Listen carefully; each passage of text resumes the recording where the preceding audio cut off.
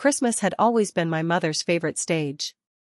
The dining room glowed under warm lights, the long table dressed in crisp white linen, gold-edged plates aligned with military precision. Candles flickered like they were trying to soften something sharp in the air. The smell of roasted meat and cinnamon hung heavy, mixing with forced laughter and clinking glasses. Everyone had dressed their best, as if perfection could be worn like armor. I sat at the far end of the table.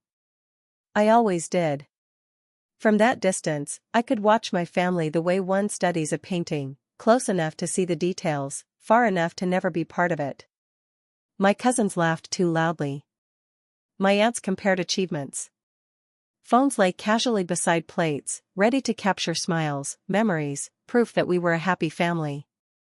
My mother stood, lifting her glass for what everyone assumed would be a toast. Her smile was tight, rehearsed. My father remained seated, his jaw stiff, his eyes scanning the table until they landed on me. The room quieted. This year, my mother began, has taught us a lot about loyalty. About pride. About disappointment. My stomach nodded. I felt it before I understood it, like a storm warning in my chest. My father spoke next, his voice calm in a way that made it dangerous. Some people forget where they come from. They forget what they owe. His gaze never left me. Then the words came, sharp and clean, like a blade that had been waiting. You are the biggest disgrace to this family. Time fractured. Forks froze in midair. Someone inhaled sharply. A chair creaked as a cousin shifted uncomfortably. I saw my aunt's eyes widen, saw my cousin subtly tilt her phone, red recording light blinking like an accusation. Whispers began, small and hungry. Heat rushed to my face, but my hand stayed steady in my lap. I had imagined this moment before, alone, late at night, wondering what I would do if they ever said it out loud. I stood. The scrape of my chair against the floor echoed louder than it should have. Every eye followed me as I reached for my glass. It trembled once between my fingers, then stilled. I refused to let them see me shake. Then erase me, I said, my voice calm, almost gentle. From your dinners. Your plans. Even your will. The words fell like snow, soft, absolute. Silence swallowed the room. My mother's smile collapsed. My father's hand slipped. His glass fell, shattering against the tile, wine spreading like a dark stain at his feet. No one moved. No one spoke. Even the phones lowered, uncertain. In that silence, I realized something. This wasn't a loss. It was a release. I set my glass down carefully, turned, and walked toward the door. No one stopped me. No one dared. Behind me, the perfect Christmas table sat broken, surrounded by people who had finally said what they always meant. And for the first time in my life, I chose myself. They erased me faster than I expected. By morning, I was gone from the family group chat. My name vanished like it had never belonged there. My aunt unfollowed me. My cousin blocked me. My mother sent one final message, 3 cold lines about space and reflection, before silence sealed the door. It hurt more than the words at Christmas dinner. Public cruelty is sharp, but disappearance is slow poison. The apartment I lived in felt smaller without the constant tension of trying to prove myself. No family calls filled the evenings. No holiday leftovers arrived at my door. I ate instant noodles at my kitchen counter, staring at the wall, wondering how someone could exist so loudly one night and be erased the next. At night, memories crept in. I remembered being 7, standing in the school hallway holding a perfect report card while my parents praised my brother's average grades. I remembered learning early that love was performance-based. Approval was earned. Silence was safer than asking why I wasn't enough. I cried quietly, the way I'd been taught. But something strange happened when the grief settled.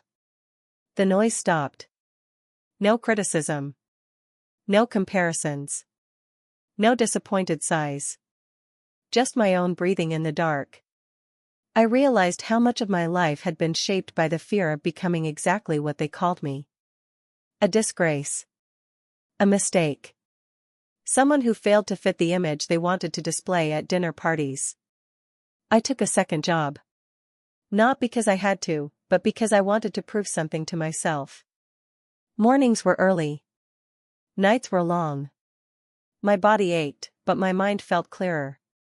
For the first time, my effort belonged entirely to me. I learned how capable I was when no one was watching. I learned how strong loneliness could make a person. Some days, I almost reached for my phone, hoping someone would check on me. Some nights, I imagined my mother softening, my father regretting his words. But the calls never came. And slowly, I stopped waiting. I started making decisions without asking permission, cutting my hair short, changing my routine, saying no without guilt. Small rebellions that felt like oxygen. One evening, as I walked home under flickering streetlights, I caught my reflection in a dark shop window. I looked tired. Thinner. But my eyes were different. They were awake.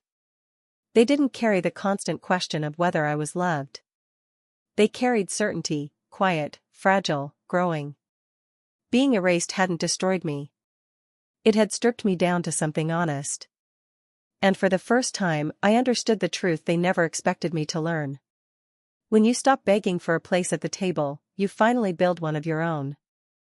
Success did not arrive with fireworks. It came in ordinary moments, so small I almost missed them at first. A steady paycheck. A manager who trusted me. Mornings where I woke up without the familiar weight of dread pressing on my chest. My life didn't change all at once, it aligned, slowly, like bones healing after a long break. I worked hard, but differently now. Not out of fear. Not to prove my worth to ghosts who no longer watched. I worked because I wanted to see what I could build when my energy wasn't spent surviving judgment. I moved to a brighter apartment. Nothing fancy, just sunlight in the mornings and a window that looked out onto a street full of strangers living their own complicated lives. I bought a small plant and kept it alive. That felt like an achievement. I learned to celebrate myself in private. A promotion came. Then another opportunity. My name appeared on projects I was proud of. I told no one from my family. There was no need. Their silence had taught me something powerful. Validation didn't have to come from where the wound began. Meanwhile, the family I had left behind grew restless. News reached me through fragments. An aunt I hadn't blocked yet mentioned financial strain. A cousin hinted that my parents were arguing more. The children who had always been praised struggled under expectations that no longer fit the world they lived in. I listened without satisfaction. I had once imagined revenge as something sharp and dramatic, public success, undeniable proof. But what I felt instead was distance. Perspective. The understanding that their system required a scapegoat, and without me, it was turning inward. One evening, my phone rang. I almost didn't answer. My mother's name appeared on the screen, unfamiliar and heavy. For a moment, I was back at the Christmas table, heart racing, waiting to be judged again. Then I inhaled and reminded myself, I was no longer asking to be chosen. "Hello," I said. Her voice was careful, almost polite. She asked how I was. She said they worried. She said the house felt empty. I listened. When she paused, waiting for something, anger, forgiveness, reassurance, I gave her none of it. "I'm doing well," I said simply. "I built a good life." The silence on the line was different this time. Not dominance. Not dismissal. Regret. After the call, I didn't cry. I didn't celebrate. I went to bed early and slept deeply, the kind of sleep that only comes when you are no longer at war with yourself. The rise they never witnessed was the most important one. I had learned who I was without their mirror. I had grown roots where they couldn't reach. And in that quiet strength, I realized the truth of my survival. The best revenge isn't being seen by those who rejected you. It's becoming someone who no longer needs them to look. The reunion did not happen the way I once imagined. There was no dramatic apology, no teary confession, no sudden transformation. It happened on an ordinary afternoon, under an overcast sky, in a cafe that smelled faintly of coffee and old books. Neutral ground. That alone told me how much had changed. My parents arrived first. They looked smaller. Not weaker, just human in a way they had never allowed themselves to be before. My father's hair had thinned. My mother's hands fidgeted around her cup like she didn't know where to place them anymore. For the first time, they weren't seated at the head of a table. They stood when they saw me. I noticed how carefully they studied my face, as if searching for anger or triumph. I gave them neither. I sat down calmly, ordered tea, and waited. My father spoke first. His voice lacked the certainty it once carried. "We didn't think you would really leave," he said. I smiled, not unkindly. "I didn't think you would really say it." The truth sat between us, unadorned. They spoke about the family, about mistakes made, about pride. They didn't ask for forgiveness outright.